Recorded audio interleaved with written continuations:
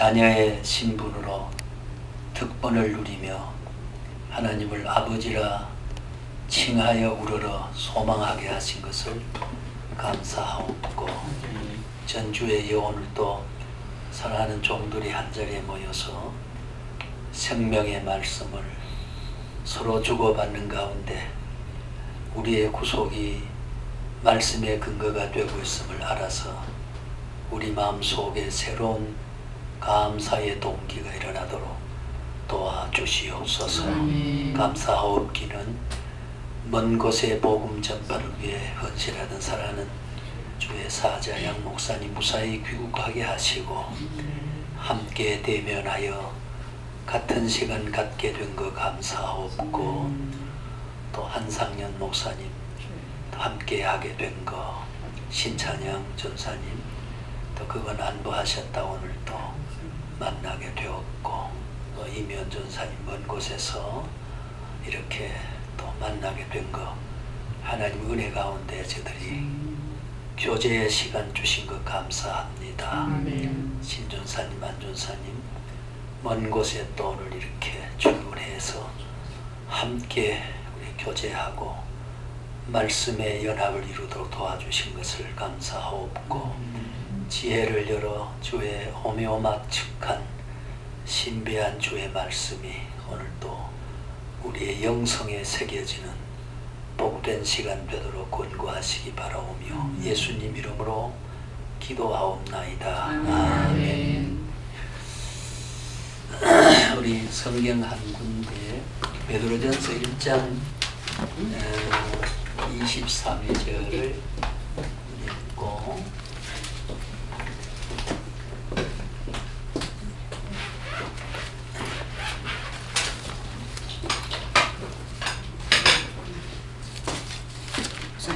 네, 고맙습니다. 378면에 있는 베드로전서 2장 23절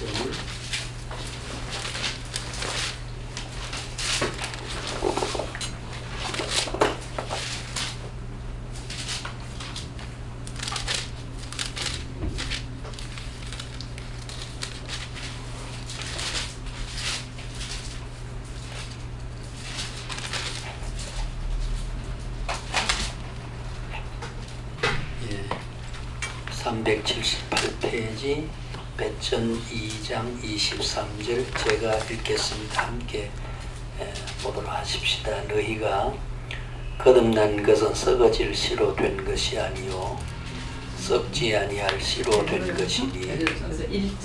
1장 23절 예, 페이지 378페이지 다시 읽습니다. 우리 한 소리로 한 목소리 읽겠습니다. 시작.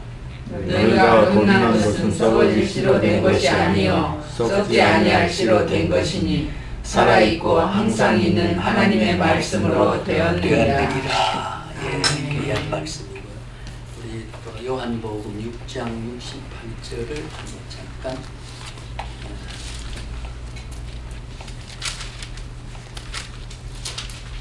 요한복음 6장 68절입니다.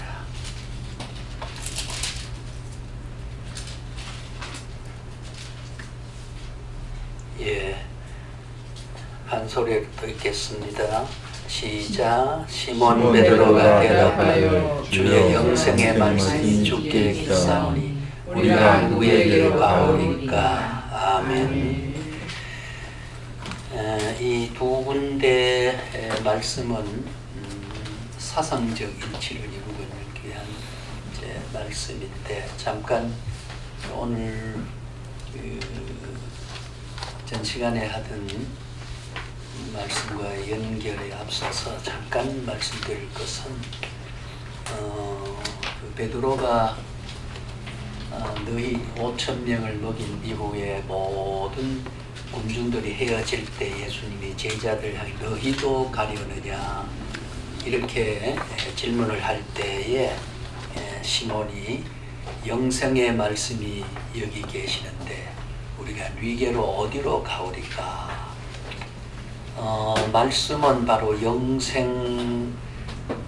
우리가 그 본질적인 의미에서 그 성경 우리가 이 사본학적인 문자가 그렇다는 말은 아니고 그 문자 속에 담겨 있는 하나님의 말씀, 이 말씀은 그 영생의 수단이거나 하위 개념이 아니고 그 말씀은 영생이요 생명이요 바로 진리 그 자체다 라고 하는 것이지요. 그런 말씀으로 우리가 새길 수가 있고 또 이러한 하나님의 말씀을 받아들이는 것은 바로 생명을 받아들이는 것과 같다. 그래서 이 생명을 받아들이고 우리 다른 성경에 보면은 하나님의 씨란 말이 있습니다. 하나님의 씨와 오늘 씨란 말이 나왔는데 하나님의 씨는 하나님의 속성, 하나님의 속성을 우리가 씨라고 이렇게 원문적인 의미는 그렇게 새길 수가 있습니다. 제가 오늘 이 말씀을 드리는 것은 우리가 성경을 공부해서 무엇을 하느냐, 실용적, 효용적 가치에 맞추면은 우리가 그냥 그저 예수 믿고 구원 얻으면 되지 하는 생각을 흔히 합니다만 이제 그런 게 높은 의미에서 보면 우리 속에 이 시, 말씀을, 영생의 말씀을 우리 마음속에 받아들이고 그것을 말 생명을 받아들이는 게 되고 그렇게 되면 어떤 효과가 나느냐 하면 높은 신학적으로 보면 이것은 바로 우리 속에 하나님의 신성을 형성한다. 참 이 중요한 겁니다. 우리가 말씀에 심취되어 있다는 말은 하나님의 이 신성을 하나님의 신성을 형성한다.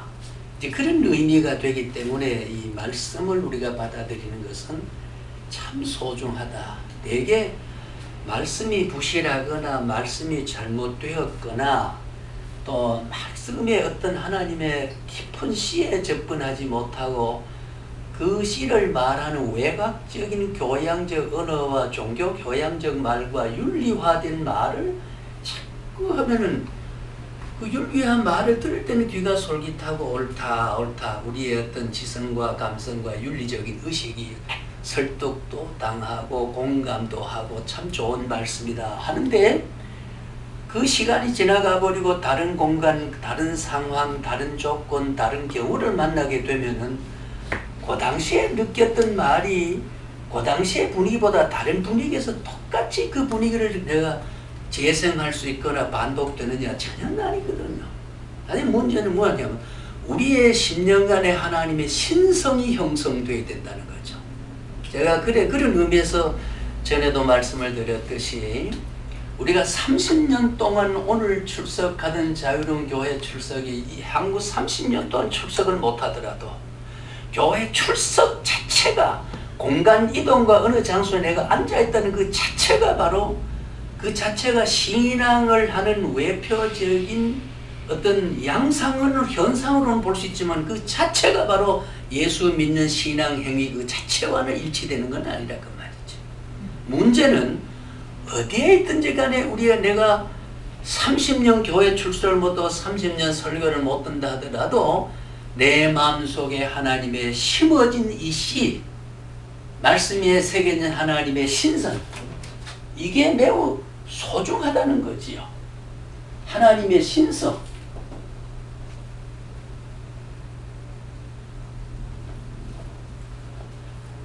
하나님의 본성 우리가 이 하나님의 신성할 때 하나님의 속성하고 하나님의 본질하고는 조금 차이가 나는 겁니다. 우리 신학적으로 혼란을 보게 할 수 있는데 하나님의 본성이란 말은 전혀 이거는 하나님이 원래 기질적으로 하나님 다우신 하나님 되심 하나님 자체를 말하는 것이고 속성은 그러한 본질을 가진 하나님이 성품적으로 역사 안에서 그의 성품을 나타내는 그의 어떤 그의 기질적인 내용을 표현해가는 그런 하나님으로서만 표현될 수 있는 그런 것을 우리가 속성이라고 말하는데 그래 본질과 속성은 때로는 같이 쓸 수도 있지만은 냉정하게 보면 그렇지 않다. 그래서 우리가 여기서 말하는 우리가 성경 공부를 하고 이렇게 말씀을 대하고 하는 것은 가장 유익한 것은 한평생 살 때에 우리의 모든 기질이 수정됩니다. 우리의 가치관이 수정되고 우리의 세계관이 수정되게 되고 내가 어떤 정신적인 문제와 인격적 문제도 하나님의 말씀을 그 교양적인 게 아니고 원래 가지고 있는 하나님의 씨를 받게 되면 신성이 형성되는 거죠. 말씀 공부는 교회가 오늘 교인들의 가슴 속에 심령 속에 신비에 새겨줘야 할 것은 하나님의 신성을 형성시켜줘야 된다. 그래야 누가 감독하지 않아도 설교가 뒤따라다니면서 귓전에 울려주지 않아도 남과 교제하는 데 있어서 재화와 가치와 세상에 살아가는 문화 영역에 있어서도 항상 그 형성된 신성적인 중생은 그 마음으로 언제나 역사와 상황과 거기에 우리가 살아가는데 예수 믿는 구원받은 사람의 특질을 가지고 적응하고 살아가게 된다는 거죠. 이건 뭐냐? 바로 이 시몬이 고백했던 것처럼 영생의 말씀이 여기 계시오니 우리가 누게로 가오리까. 영생의 말씀이 여기에 새겨지게 되면 우리가 우리의 마음속에 신성이 형성되게 되면 내 혼자 냉도에 쳐도 버림받아도 형성된 그 신성을 가지고 내 마음에 하나님의 내주하는 내재성을 가지고 우리가 살아가게 되는 그런 놀라운 그 신앙의 모습을 우리가 이루어갈 수 있다. 그런 내용을 잠깐 말씀을 드리면서 오늘 요한복음 지난번에 6장에 계속해 나가는 가운데 오늘은 우리의 신성을 형성해 가는 과정 가운데 5,000명을 먹이시던 그리스도의 그 표적이 우리가 전체 신앙 행위에서 어떤 구속사의 그 진리적 가치를 잘 나타내고 있는가, 그것을 조금 다루고 넘어갈까 그렇게 생각을 합니다. 그러면 페이지 수로는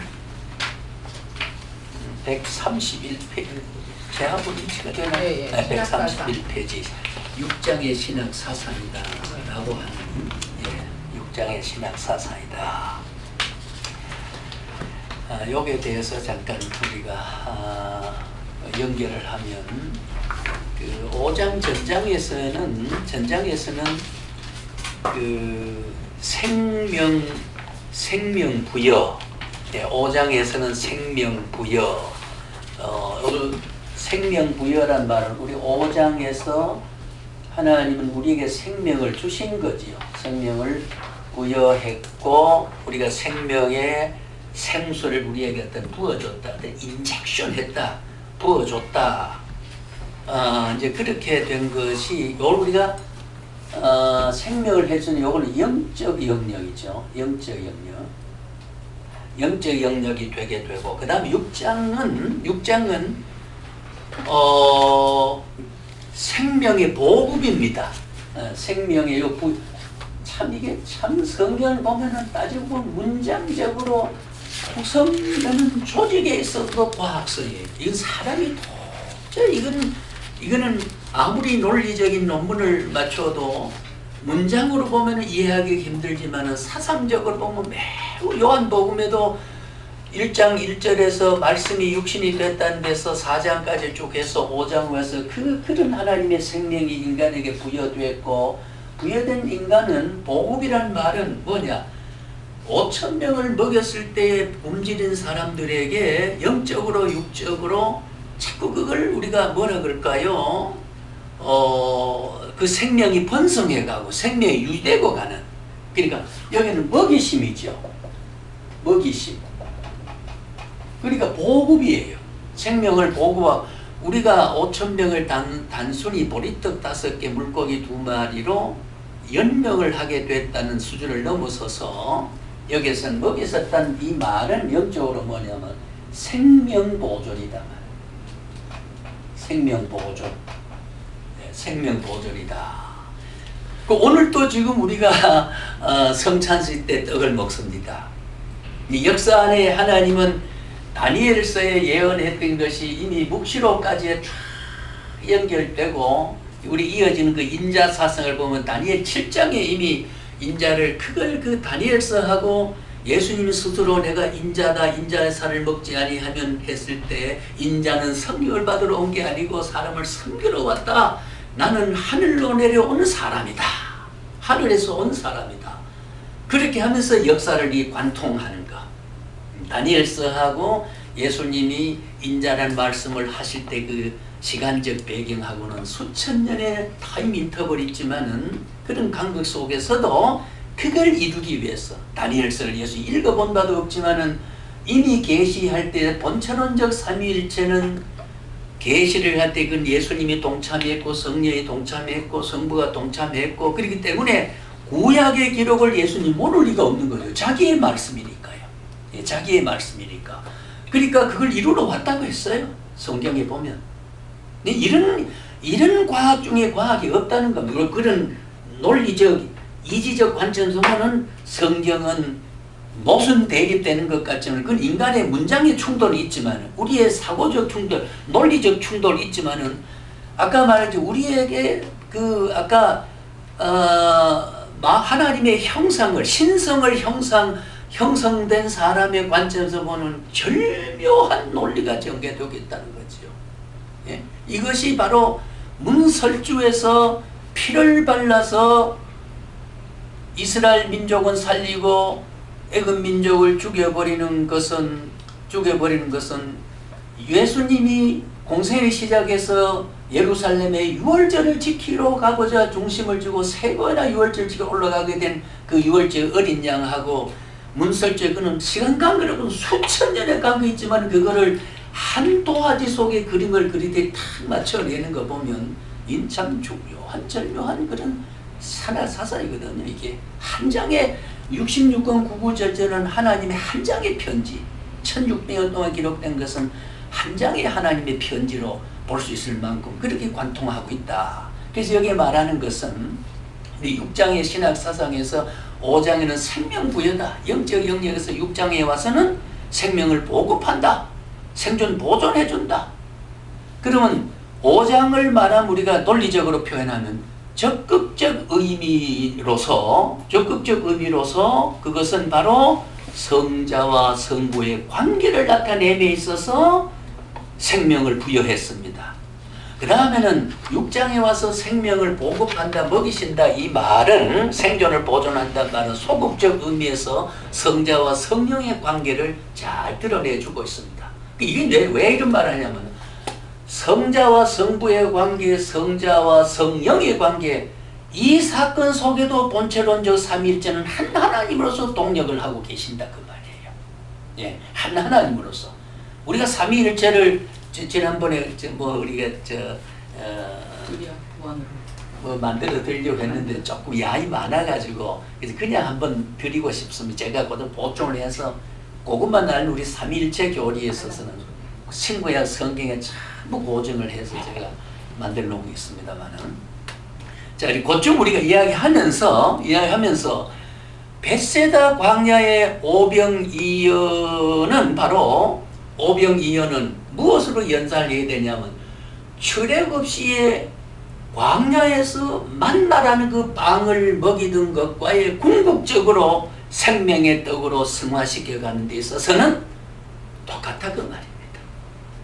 예, 광야의 만나를 먹이심과 벳세다 광야에서 오병이어를 먹이심과 오늘날 광야교회와 같은 신약교회에 살아가는 오늘 우리에게 오늘 또 하늘로는 내 살이다, 내 생명의 떡이다. 우리가 반복적으로 생명을 보급하고 보존하는 사상은 이거는 한 개의 사건의 어떤 그 전개가 아니고 사상적으로 일치되고 있다는 사실을 우리가 이해해보면 매우 참 소중한 신학의 내용이 아닌가 그렇게 생각을 하게 됩니다. 그러면 우리가 6장 2에서 보면 요한복음 기록 목적으로 다시 보면 첫째는 메시아 메시아성과 믿음으로 구원 얻는다는 것이 일단은 요한복음 그 기록 목적이 그렇고 이미 지난번에 이야기했기 때문에 잠깐 연결하기 위해서. 그다음 두 번째는 공간복음의 역사적인 것을 설명하기 위함입니다.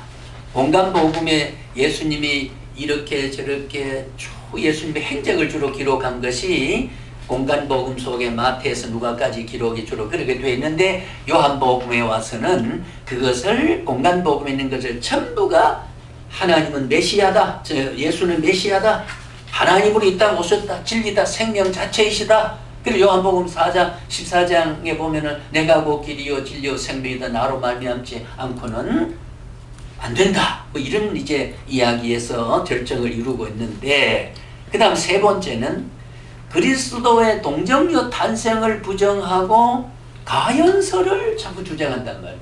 베들레헴의 말구에 태어난 예수는 가현설이지, 거짓 어떤 현상으로 나타난 어떤 인물이지 실제적으로 하나님이 육을 입고 온 것이 아니다 라고, 이게 바로 캐리투스의 이단설입니다. 그걸 반박하기 위해서 요한복음은 그런 의미에서 이 세 가지 목적을 가지고 기록을 이제 했습니다. 기록을 하면서 연결되는 것이 바로 예수님은 가현설이 아니고 이단설의 어떤 그런 회자돼서 이게 퍼져나가서 구설이 될 사람이 아니고 실제로 오셨다, 실제로 육을 입은 하나님이시다.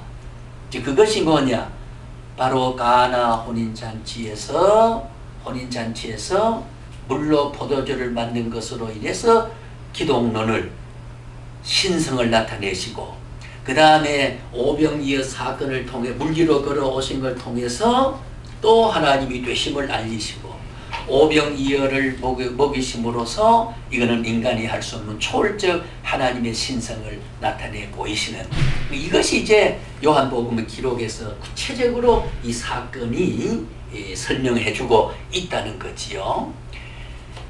그래서 이 신학적 의미는, 이 표적은 그 다음에 좀 들어가서 하반부에 보면 이 표적 사건은 첫째는 예수가 메시아심을 보여준다. 조금 전에 말한 대로 메시아심을 메시아란 말은 바로 다른 말로 하면 제사자 이런 뜻, 기름 부었다 이런 뜻이죠. 기름 부었단 말은 하늘에 와서 이 땅의 직임을, 그리스도의 직임을, 그리스도나 메시아는 히브리 헬라의 차이지만은 기름 부음이고 하나님의 신성과 하나님의 되심을 말하는 것이고, 예수는 인간 되심을 말하는 것이니까, 그래서 이러한 예수가 메시아 되심을 오병이어 사건 속에서 보여주는 것이다. 그러니까 우리가 이적 사건에 치중하고 초점을 맞추게 되면은 큰 의미가 없어지는 겁니다. 우리가 여기서 말하는 게, 왜 제가 6장에 신학사사란 말을 붙였냐면, 오침을 먹였다, 여의도 순복음교회 어느 주일날 설교는 3만 명을 먹였다, 이제 이런 말씀도 400만 300만 명도 먹일 수가 있는 거죠, 주님의 능력으로 보면은. 그래서 그 사건 자체가 엄청나다는 그것을 묘사해버리면, 우리의 심정선에, 아까 제가 서두에 말했던 하나님의 형상을, 하나님의 신성 형성을 모시간다 그 말이에요. 오늘 이 강단이 이 책임을 져야 됩니다. 실컷 아멘하고 찬송부를 할렐루야 해놓고는 나가서는 그 할렐루야 감격이 연결이 안 되고 있다는 거. 왜? 하나님의 신성을 우리 심령 안에, 우리 인격 안에 형성을 시켜주지 못하고 성경을 기적과 사건과 배부르고 12가지 남았다는데 표면적인 묘사와 소설적 사건에 초점을 맞추기 때문에, 문제는 뭐냐, 그 떡을 먹은 사람은 베드로처럼 영생의 말씀이 여기 계시오니 우리가 누구에게 가오리까? 문제는 떡을 먹은 사람 때문에 여기 온 게 아니고 영생의 말씀이 계시기 때문에 주님을 떠날 수 없다고는, 이 세계까지 메시아성의 수용을 해야 된다고 하는 게 이 5천 명을 먹인 사건 속의 사상서이라 그 말이지요. 예, 예수님은 그것에 지금 목말라 지금 애타게 여기서 말씀하고 있는 거거든요. 그러니까 그리고 나니 또 기가 막히는 것은 이런 분이 우리가 로마 속국이 되어 있는 유대 민족이 이 사람을 왕위에 앉게 되게 되면 왕관을 써야 되게 되면 우리 배고픔도 이제 다 해결된다. 여러분 지난번에 잠깐 비쳤던 이 보리떡이라고 하는 건 밀떡의 밀의 3분의 1에 해당하는 가치인데 그 당시에 우리가 가치도 보리라고 하는 것은 밀보다 또 다르거든요. 그것도 어른은 싸우지 못하고 헌소자하게 제가 그거는 원초적 섭리라고 말을 합니다. 우연히 안드레가 발견한 게 아니고 이미 그 사건을 하기 위해서는 어느 한 도시락을 쌀 만한 집이 주님은 이미 원격으로 조정이 되어 있다는 말이죠. 그럼 우리가 원초적 섭리라. 전혀 예수님 인생은 누가 어디 먹을 거 없나 해서 주라. 먹을 것을 주라. 먹을 걸 주라 할 때는 이미 그런 명령을 단언적으로 할 때는 먹을 것이 있다는 걸 주님 바라보고 하신 말이라 그 말이죠. 그래 우리의 삶의 좌표가 여기 있다는 것은 이게 어제 오늘에 우발적으로 황소 뒷걸음질에 등발 피듯이 그런 게 아니라 그 말이에요. 여러분 우리가 원초적인 섭리 속에 하나님의 가슴 속에 우리가 다 새겨 있는 겁니다. 이 감격 하나만 해도 일어난 심성 속에 우리 영성 안에 하나님의 신성을 형성하는 이 자체만으로도 예 우리가 예수 안 믿고 살 수 있겠습니까? 교회 안 나가고는 살 수 있어도 예수 안 믿고는 살 수 없습니다. 제가 교회 출석을 자꾸 이제 무슨 가치를 이렇게 깎아 세우는 그런 게 아니고 그보다 다 교회에 가는 게 공간 이동이 중요한 내가 어디 앉을 때는 중요하고 누구하고 앉았느냐고 중요하는 거지요. 그렇지 않습니까? 내가 누구와 관계 베스레 벌번의 광야에 던져둔 인생이지만은 주님과 함께 할 때는 배불리 먹을 수 있지 않지만 그 관계가 중요하다는 거지요. 그 관계가 그들이 무슨 베세다 광야에만 왔다고 먹게 됐습니까? 주님이 서는 자리는 언제든지 그런 게 있기 때문이죠. 그런 신성적 관계. 그 다음에는 우리가 이 베세다는 말을 우리 잠깐 알 필요가 있습니다만 베세다, 예, 베세다.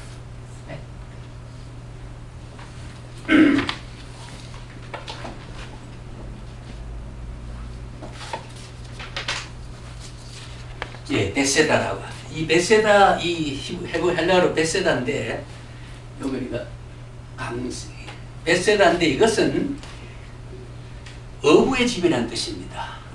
어부의 집인데 갈릴리 호수의 동북쪽에 가버나움이라는 마을에 이 근처에 있는데 예수님이 가버나움으로 그 먼저 제자들 보내버렸거든요. 가버나움에서 예수님이 그 왕위에 올라 앉았으면 좋겠다고 기대하는 군중을 피해서 어떤 목사님은 도망갔다 그러는데 예수님 도망이라 말을 쓰면 안 되지요. 예수님은 형 틀을 졌다 그러면 고난의 틀을 졌지 형이란 말을 하면 예수님 죄를 지었단 말이 되니까 그 말을 우리가 조금 우리가 정절을 잘 지킬 필요가 있다. 예수님이 피신했지 도망간 건 아니거든요.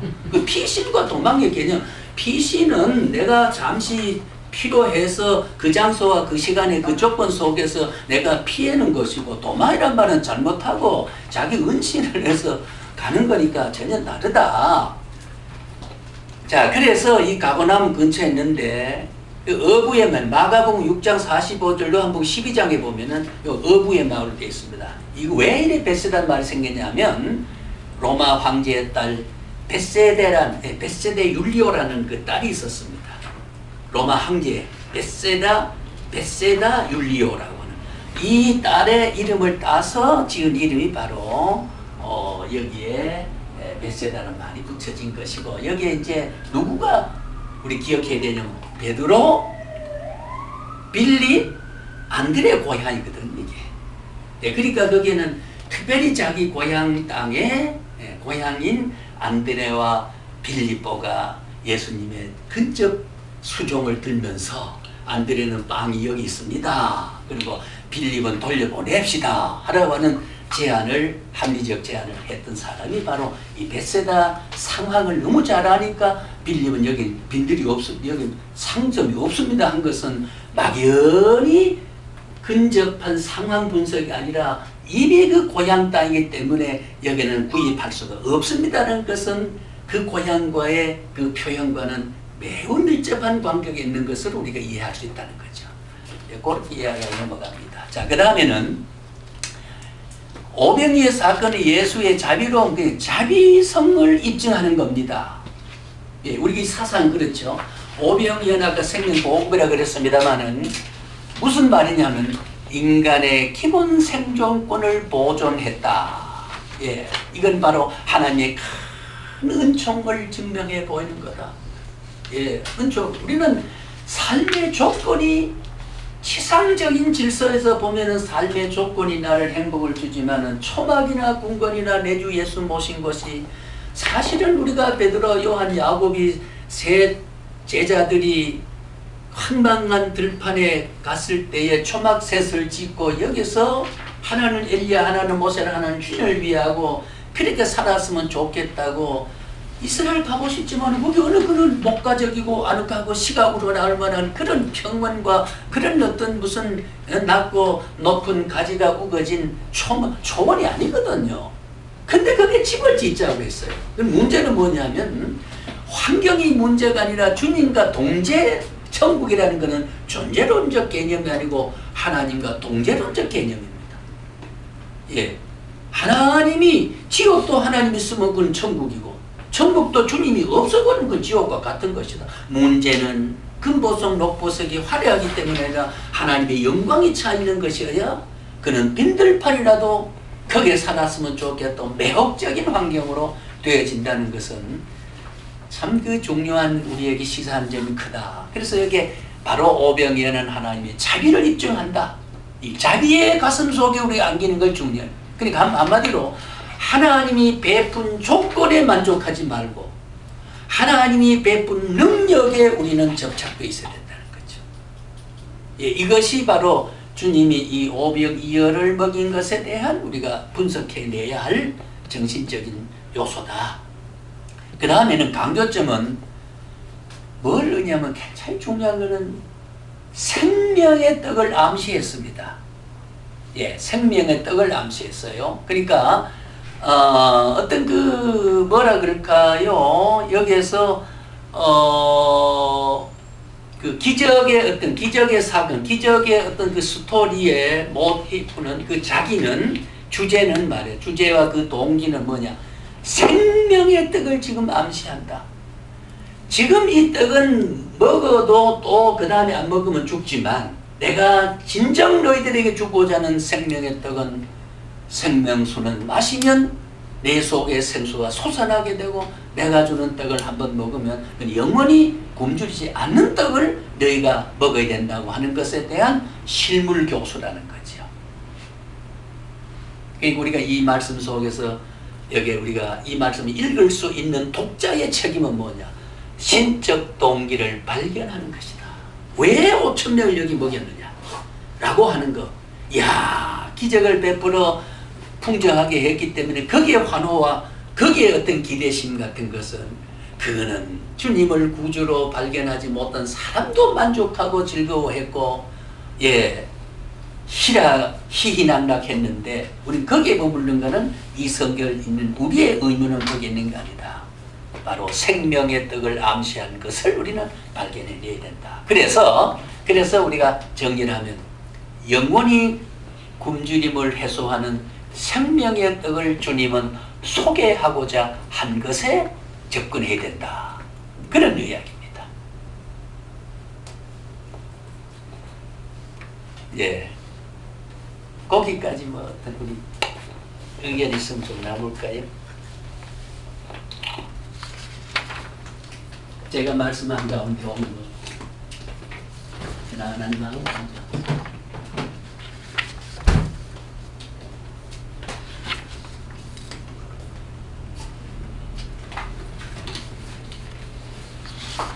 예, 없으면 이제 이제 지금부터는 후딱 넘어갔는데 제 거기까지가 이 오병이어에 대한 사상의 기초를 우리가 거기에 그 발상만 열어가지고 그 다음부터 우리가 광야의 어떤 생명 오늘날 교회의 그 떡을 나누는 이런 사건까지가 전부가 쭉 맥락을 이어가는 것이다. 그렇게 볼 수가 있습니다. 그래서 오병이어 사건에서 몰려온 궁중들의 기적을 베푼 그 그리스도가 아닌 그리스도 자체가 귀한데, 예, 우리 여기 있거든. 바로 그리스도 자체가 귀하지, 그리스도가 5,000명을 먹인 빵을 준 자체에 귀한 것은 그 귀하지 않단 말은 아니에요. 여기서 절대 우리가 단서를 그걸 부정하라, 현실을 부정하는 것은 우리 신학이 아니거든요. 현실이 소중하지요. 소중한데 거기에 배만 만족하는 걸로 해가지고는 예수님이 원래는 내가 무슨 부자를 만들게 하기 원하 병만 고쳐주러 왔거나 기적을 베풀어 왔다고 하지 않았습니다. 그러니까 그걸 표적이라고 하는 거예요. 겉에 그걸 통해서 표적을 통해서 표적 너머에 하나님의 신성, 이 표적의 사건을 통해서 물로 포도주 만든 사건을 물로 포도주 만든 그 자체에 존귀한 게 아니라 그 속에서 처음부터 나중에 점진적 성화의 방향이라든가 맛이 변해서 성화된 과정이라든가 궁극적으로 주님과 함께 했을 때 천국에 가는 자질은 이렇게 변해진다고 하는 그 사상을 보여주는 것에 물로 포도주 만든 사건의 큰 의미를 찾지 아니하면 뭐 일시적인 그저 포도주 한 잔 뭐 이렇게 건하게 먹었다는 그 자체에 만족해서는 안 된다는 거죠.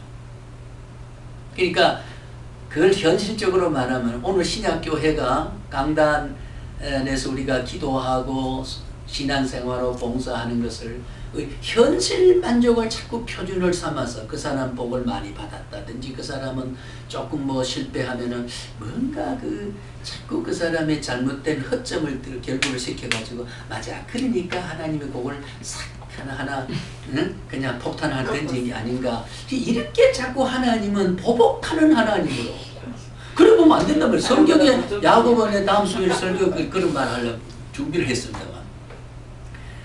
우리는 기도하는 것도 말이죠. 우리 기도하는 거 잘못하고 잘하는 기도에 대한 거요. 하나님은 물론 잘하는 거 잘하는 거죠. 그런데 잘못 기도하는 거 꾸짖지 아니하시고 후히 주신 하나님이라는 거예요. 여러분 저는 기도 꾸짖지 않습니다.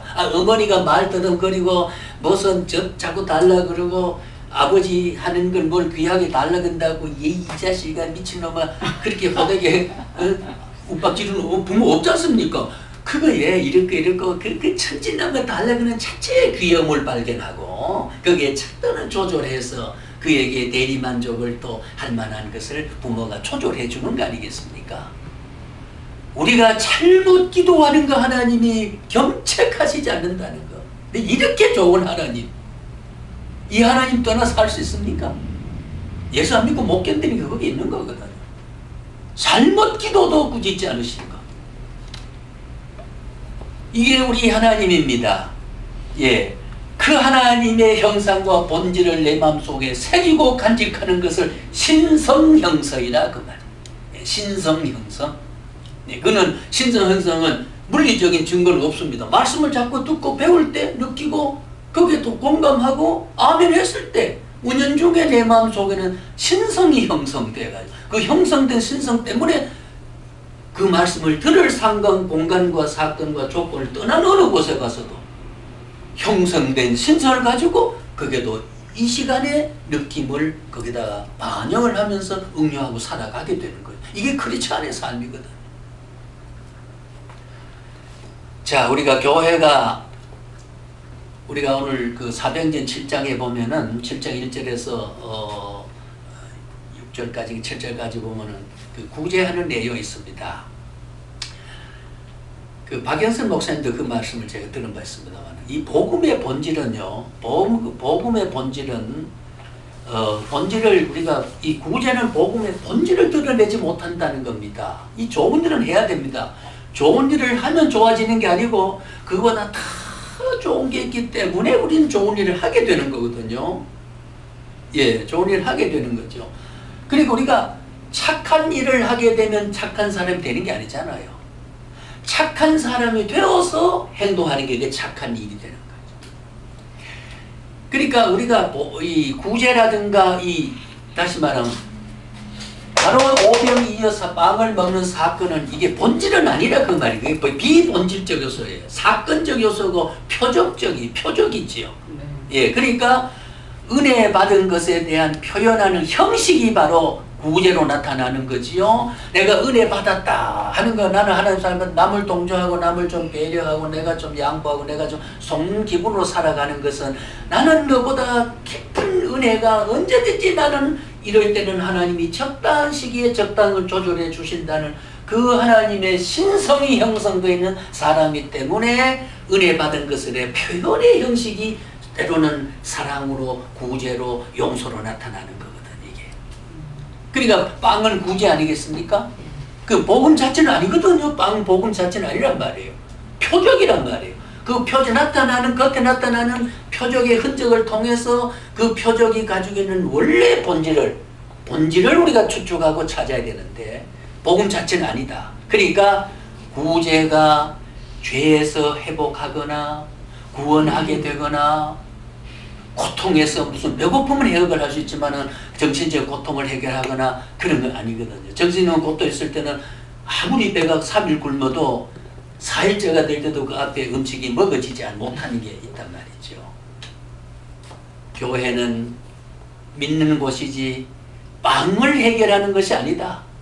그러니까 그 교회론이 무너지는 베세다 벌바의 5,000명 군절 보고 주님은 피신을 하면서 도망이 아니고 피신을 하면서 이렇게 역사는 나를 모르고 있다. 그러니 유대인이 나를 잡아가지고 나를 잡으려고 하는 게 아니냐 그 말이죠. 크게 군중하고 도저히 쌓여 있을 수가 없어요. 제자들도 지금 우의정 좌의정 다투고 있고 말이죠.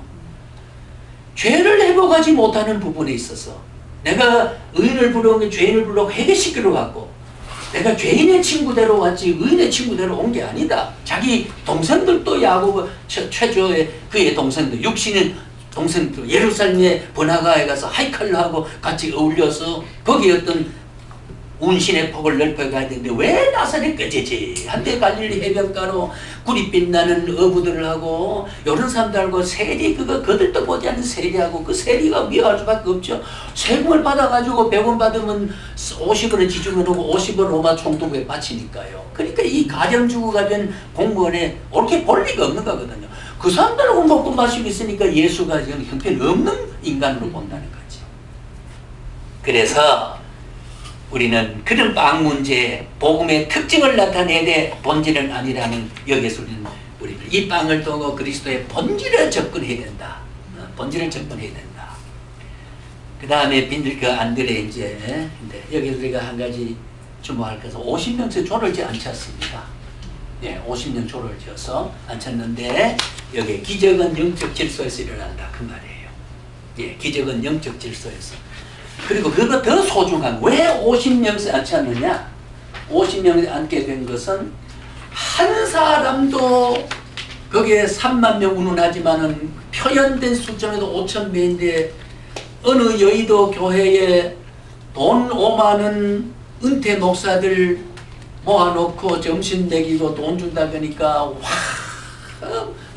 방 모이주들이 모여가지고 더 받으려고 그러고 하는 거 모습 보고 그 제하고 가장 가까운 어느 목사님이 거기에 가보고 참 뭐라 그래 통탄을 했다.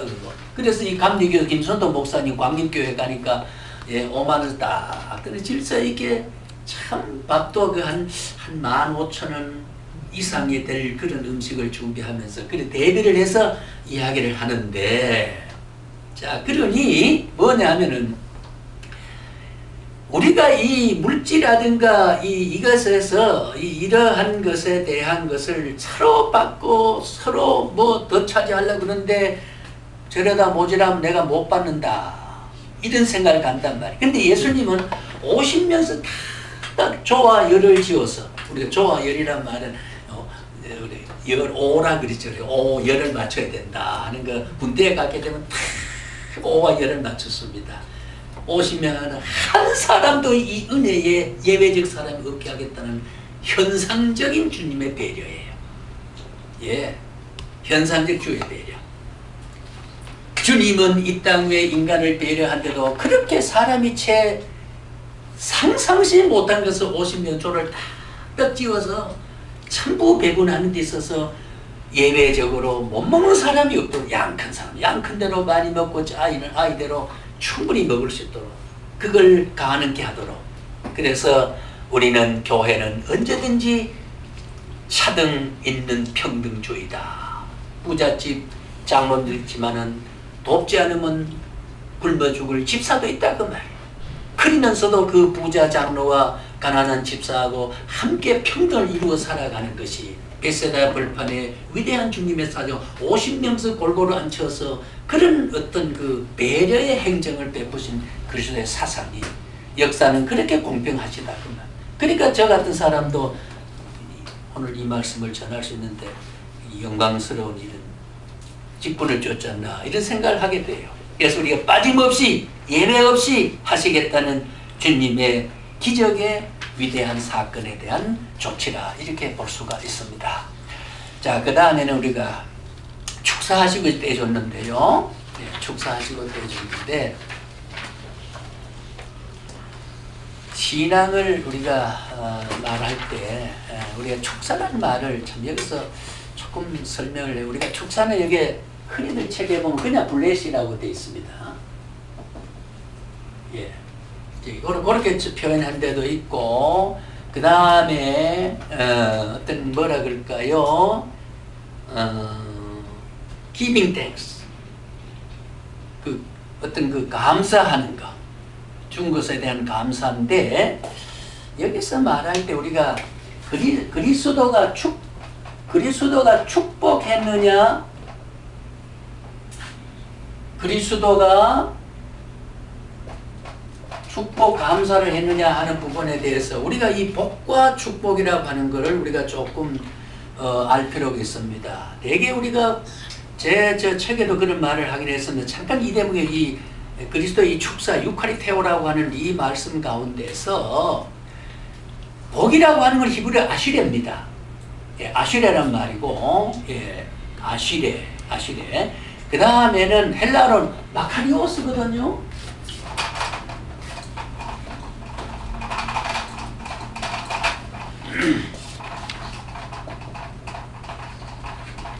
마카리오스입니다. 이 마카리오스와 그 아시레라고 하는 거,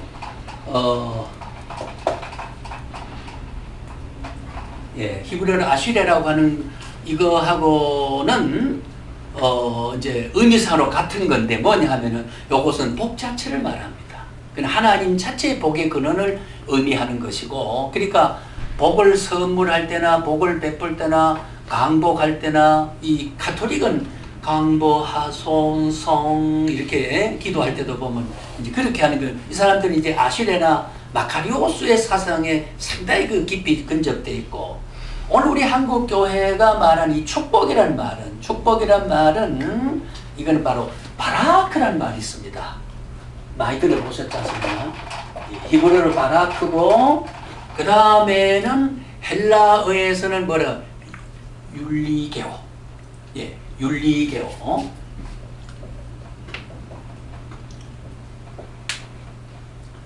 예, 율리게오라고 하는 이 말은 뭘 의미하냐면은 복을 비는 겁니다. 예.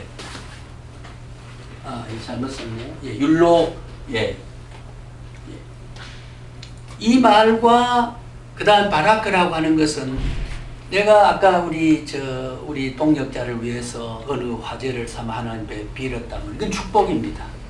이거는 바라크와 율리게오가 되고, 그러나 주님이 복을 주는 것은 아시레와 마카리오스입니다. 그럼 여기서는 어떻게 될까요? 주님은 축복일까요? 주님은 복을 내리신 걸까요?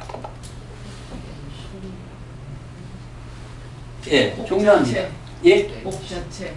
복 자체. 주님은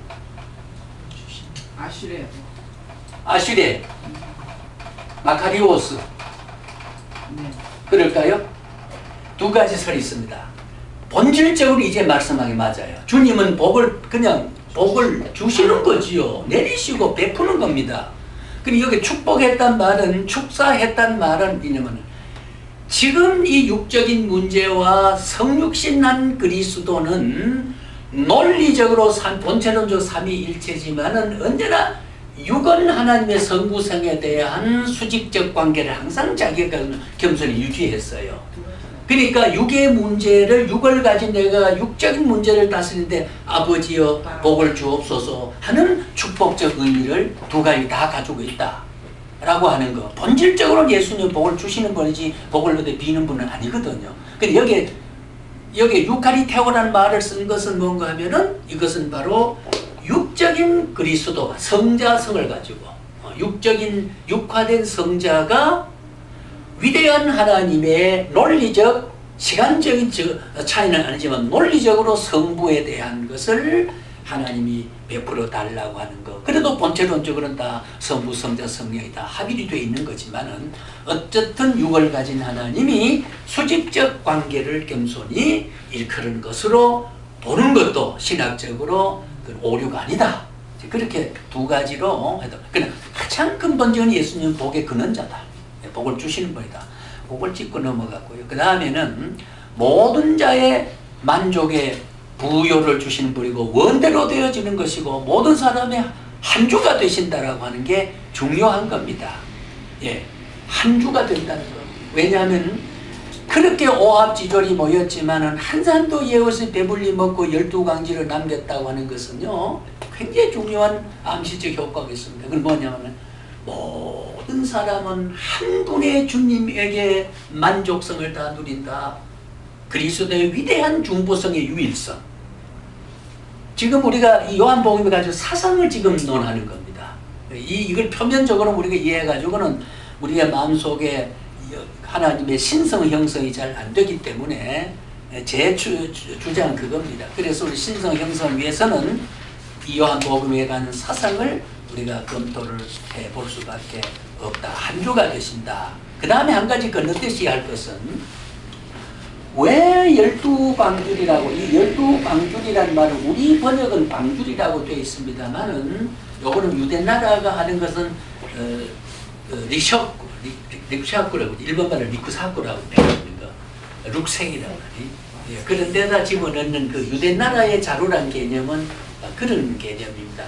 예, 이거 바구니라 그랬지만은 우리가 가지고 있는 저게 부침개에서 이렇게 먹는 그런 바구니보다는 다른 개념이다. 그러나 바구니가 굉장히 실감 있게 이제 느껴진다. 빵이기 때문에. 그런데 문제는 12강줄이가 된 것은 왜 13도 아니고 10도 아니고 12강줄이냐 그 말이에요.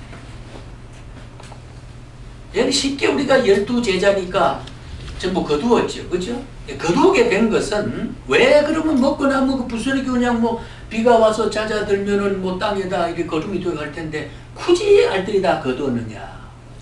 하나님의 은혜는 하나라도 소홀히 취급하지 말라는 위대한 그리스도의 사상을 여기에 엿볼 수 있다고 말이에요. 이게 사상입니다. 다 주워 모아라. 지금 여기는 하나님의 위대한 복으로서 위대한 능력으로서 나타난 이 표적의 현장에서 그는 한 가지라도 빵 한 조각이 귀하단 말이 아니고 빵 한 조각이 본질을 상징하는 하나님부터 오는 신적인 동기를 가지고 신적 자원에 대한 그 은혜적 요소는 조금도 소홀하지 마라. 예, 조금도 소홀하게 생각하지 말라는 그런 큰 의미를 12강주리에 차고 넘는 풍족을 의미하기도 하지만은 그런 의미를 담고 있다. 그렇게 생각을 할 수 있습니다. 그래서 오늘날 우리는 제가 중간 시간을 마치겠습니다만은 여기에서 우리가 주목해야 할 것은 이러한 사건을 보고 특별히 요한복음 6장 14절에 보면은 이는 참으로 세상에 오실 그 선지자라 이 사건을 보고요 그렇게 말을 했습니다. 그러니까 떡을 먹고 열광된 관중들은 그가 메시아라는 것을 단정했습니다. 그러나 그 판단은 매우 옳은 겁니다. 그 군중이 진정 우리에게 오실 선지자고 메시아로 바라본 것은 정말로 표면적으로 그 판단은 매우 옳은 판단. 역사가 기독교를 향해서 예수를 향해서 시인하고 고백하고 한마디 쏟아부을 수 있는 고백의 말이 있다면 그분은 진정한 하늘로부터 메시아다라고 하는 이 말의 역사는 말해야 되는 겁니다. 예, 이 말이 오늘 우리 가슴 속에 우리의 하나님의 신성 형성된 우리 말은 그는 메시아다. 그는 궁극적으로 메시아. 내가 배고플 때 빵 주시고 내 죽을 때 천국 가고 하는 그런 어떤 하나님의 신성 형성을 통해서 나의 인격 속에 그리스도가, 그리고 나는 그분이 옷이 되고 나는 옷을 입은 자가, 그리스도 옷 입은 자가 되어가지고, 그래서 우리는 하나님으로부터 오신 구주로 믿게 하기 위한 목적이라고 하는 사실에 그리스도는 초점을 맞춰 있고, 또 물질과 관련해서는 예수를 선지자라고 하거나 메시아로 바라보는 것은, 그것은 바로 물질과 관계해서 그렇게 말하는 영적 경박성이다 그 말이죠. 예, 영적 경박성이다. 그리고 요즘 보면요, 목회자들 에코스 타고 뭐 이래 하고 하는 사람들 보면은 이것이 지가 목회를 잘해가지고 누리는 영광인 줄 알고 뻣뻣하고 말이지요. 자기 은사가 지나갔는데도 차 안에서 차창 내리고 손을 내밀어서 목사님 안녕하시지요 정도로 이렇게 그런 어떤 그 경박성 같은 거, 그게 뭐 문제가 아니죠. 그 당시에 내리지 뭐 차가 왕래한테 언제 내리고 그 번거롭거리고 이해는 하지만은 예를 들면요, 그 출세를 그런 식으로 영적인 복과 물질과의 일치를 시켜보자고 하는데 이 자만이 극치를 이루게 된다는 거. 영적 경박이다. 뭐냐? 이거는 바로 군중들이 지상천국을 건설하고자 하는 사람의 십자가를 비극으로만 보고 지상 건설에 추구하던 그런 상을, 왜 베세다 광야 속에 5,000명만 우리 나무를 끼냐면 오늘도 지금 그 5,000명의 군중의 사상과 가치관이 지금 지상천국 건설에 대한 기대를 이끌어가는 메시지가 있고 교회 경영이 있는데 그렇지 않습니까? 이 계시를 현실을 조명하지 않은 우리가 이 성경 배울 이유가 없지 않습니까? 지도자로서. 오늘도 그렇겠다. 지상 건설을 지금 추구하고, 예, 쉽시다.